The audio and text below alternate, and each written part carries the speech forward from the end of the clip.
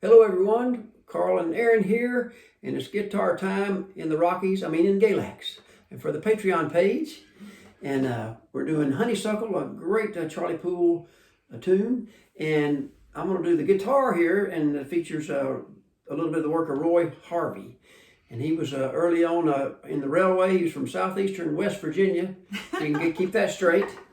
And anyway, he was in the railway early on, and he and Charlie met up. I think he worked at music stores and did a lot of recording on his own, too. He was quite a great singer and guitar, knew a lot of guitar picking. And anyway, we're going to do a little bit of the backup here with Erynn fiddling it, and then we'll just break down a little bit of some guitar ideas for you there as we go here. All right.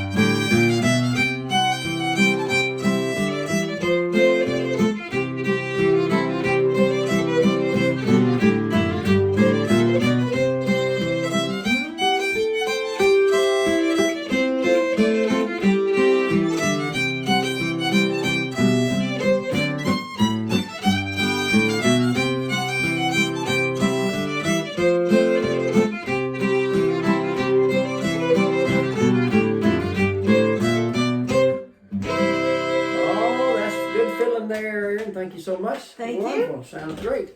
Honeysuckle, it's a lovely tune, and the key of C is fun to play in on the guitar. So what I'll do is kind of scoot in a little closer, and we'll just kind of break down a little bit of those ideas. And I think you'll have a lot of fun going back and trying them out on other C tunes too. So let's, first of all, just one thing that Roy does, he varies his bass walks a lot, which is very good. And in the key of C, mainly the chords are, you have a C and an F, and you do have a D chord in the key of C, which is a 2 chord, if you're thinking of a number system, to a G, or a G7 maybe too. We're going to do a couple of maneuvers there. So first of all, he does this walk a lot, just that. He does a lot of that. He throws that in a bunch, and sometimes in odd places. We're going to kind of keep it on the start mainly, start of the arrival of the chord. So just that low 3rd fret, and then A, B, C up to the C chord. And a lot of people might keep that low bass with their 3rd finger, little finger on. They might use a 4-finger C, and some people like to dance that 3rd finger. So either one works great. So just starting out with that, and I'm alternating 5 and 4, and you walk up to F on the 4th string, and either the 3rd back to C, and he likes to get that bass in there a bunch. Then he does an interesting thing here. It's going to a D chord, but he walks down. He throws the 5th string, an A note, which is not the main bass of D, which is it's an interesting. He hits that 5th string and a D strum and gets around to that G. So that's kind of neat. And you're repeating, walk up to F. And here's one of the funnest parts of the whole first part. He does just a long bass walk and repeats it a bunch. You can get it on 3rd string open. It just starts from G. I like to go to the 4th string. You might do a slide. 5, 4, 2, open. And the 5th string, 3, 2, open. There's your D chord and the G chord. So let's just try that walk a couple times. Just that 5th fret, 4th string slide if you like. And a whole step, 3, 2, open. Then the 5th string, 3, 2, open. And then you have just that D chord arrives and a G chord. He varies that a lot of different ways, but that's so the whole first part, nice and slow. 1, 2, and it has a pickup. So one thing good to notice, and I'm sure you've noticed this before, if the fiddler's starting with not a full measure, you got to be. Sometimes you'll just wait for that, pickup to happen. You come in. So if you're doing if he's following you or you're following him, you got to determine what's happening there. But mainly it's just a Ba-da-bum comes in on the fourth beat, like 1, 2, 3, fiddle, ba-da-boom, and we're in there. So you won't have time to do a walk if they jump right in there. So we'll do it like we're kicking it off and the fiddler's coming in. So he'd come in on the third, after the third beat. So we'd go 1, 2, ba-da-ba-da-da-da-da-da-da-da-da. Walk the fourth string up to F. And you could get the third string back to C and maybe do that long walk. Ba-da-ba-da-da-da-da-da-da. Now we're going to walk that bass, the 3-2 up to the A string, which is unusual for a D chord. Not what you expect, and a G chord. I did a thumb hook there too. We'll figure it out as we go. C chord again, F, and C. Here's that long walk, slide to 5 and 4. Fourth string, D chord, G. Let's do the first part one more time.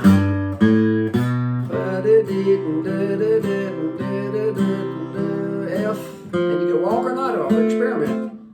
Long walk, he did that a lot. And I'm going to walk that fifth string now to open D chord, G chord.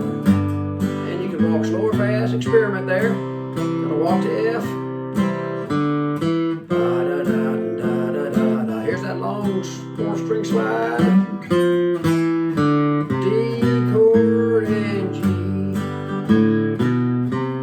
That's the first part, basically.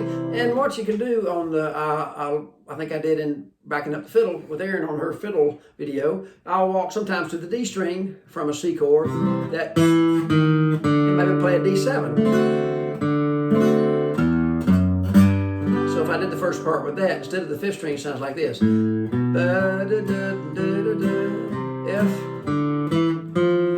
back to C, long walk. Right here, the fourth string, D7, G. So that works. That's nice, kind of staying with the main basses a little more like you expect, right? But I like that long walk at the end.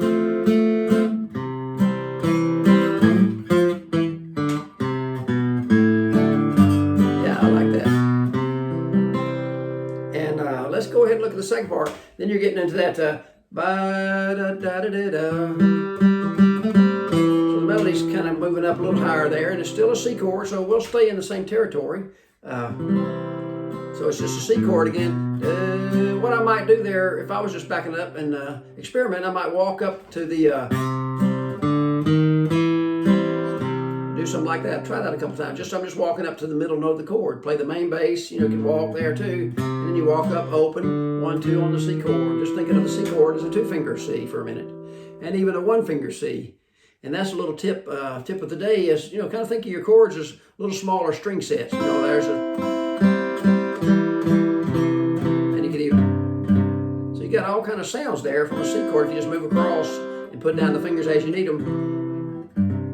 So that's something to keep in mind in your strums and in your moving to different, you can cross the strings to higher strings or go down the strings, and get your higher pitches. So anyway, on the first lick there, the second part we'll walk up, and we'll walk up that fourth string, and we'll go on up to F, maybe. And this time we're going to do the C chord again. You can do that same walk again if you like. And now what we'll do, I don't know if Roy did this in this particular recording, but I'm sure he did it some. We'll scoot down to that, just like moving your C chord down, and we're going to add that little finger on the third string, 5th fret, and get a D7. You can just kind of stay low. You don't have to have the higher string, and reach over and get that alternate bass. And a G7 maybe for fun there. Back to C. We don't have to walk the same way every time. Here's that F. Back to C, and then we'll go back to our regular, try the 5th string what Roy did in the first part. Just a regular. So that'll give us a nice little second part. Second part. Something to try. F chord. And sometimes if you want to stay high, you could just, so why don't we try that coming out of the F chord just to fall back down, cascade back in C. So F. Really get more sort of melodic thing going there. And here comes that scoot to the D shape and add the little finger D7, alternate the bass, third, and G7. Well,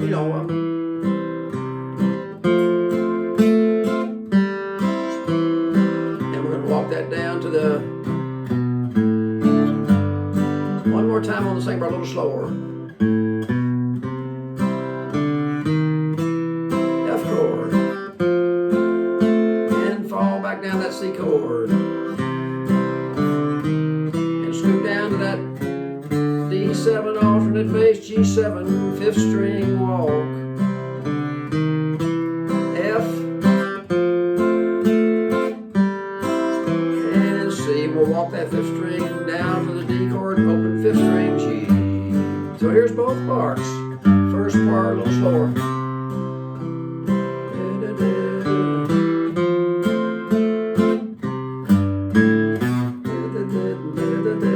We're going to walk that down to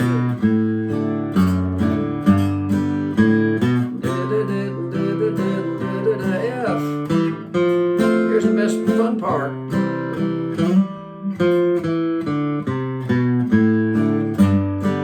All right, and the second part, we'll go up a little, we'll climb a little bit. And the F, and the higher 3rd string C, falling back down.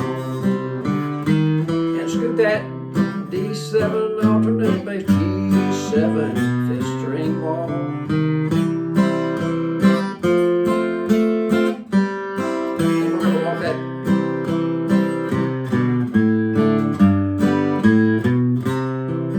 One thing I want to add into the mix just for fun, if you get good at moving your little shapes down the neck, like a little bar shape in particular, let's just think about if you're doing a little bar 3rd fret and putting a little 4th fret in there, like a small F chord. You know, instead of the full F chord like we had a small C, just get the F chord on the 1st fret, the first 3 strings. And if you can do that and add some, you have extra fingers floating around there hovering. If you do the 2nd string on the 3rd fret, you got a nice melodic enhancement. Or so what we're going to do for that second part, where it goes, you have a C chord down to the 8th fret, and I'm going to put the little, we'll kind of echo the melody. We'll do a little melody. So it's the C chord, it's the F shape on the 8th fret, and the 2nd string I'm going to raise up. So 2nd string's your featured star. Add that 10th fret back. You know, put 3rd finger. It's like a minor, D minor shape there, really. But so find that note there. And you can do it down here too, but that's kind of the melody.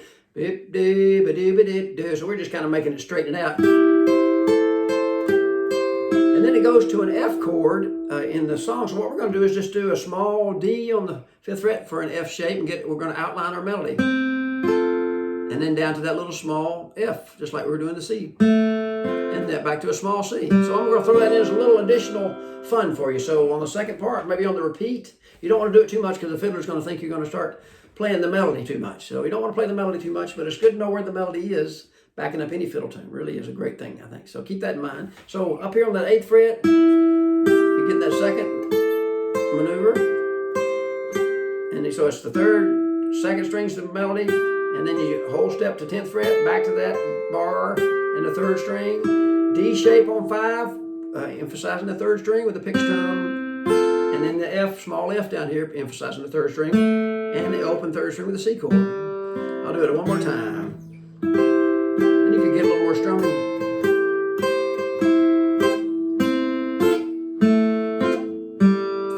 Right? And then you're back to regular, go back to your, you know. So that's the second part. We had the D7, G, right? And you could. And then we'll just walk that 5th string.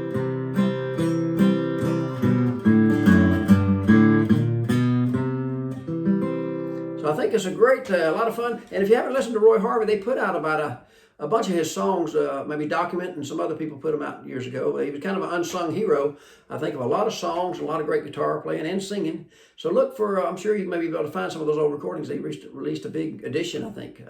So maybe that's still available. But Roy Harvey, like I say, is a great singer. A lot of good songs you can discover, but listen to the guitar. I know the fiddler kind of gets the glory sometimes, but the guitar work on a lot of the Charlie Poole stuff is wonderful there. And he does a lot more varied stuff than I'm doing right here, but just to get you in the ballpark and maybe just to get you interested in listening to some more Charlie Poole and more of Roy Harvey there. So hope you enjoy, Honeysuckle, and enjoy playing some more rags there, and learning some, how to move across those strings, doing smaller string sets. I think you'll enjoy that too. So take care.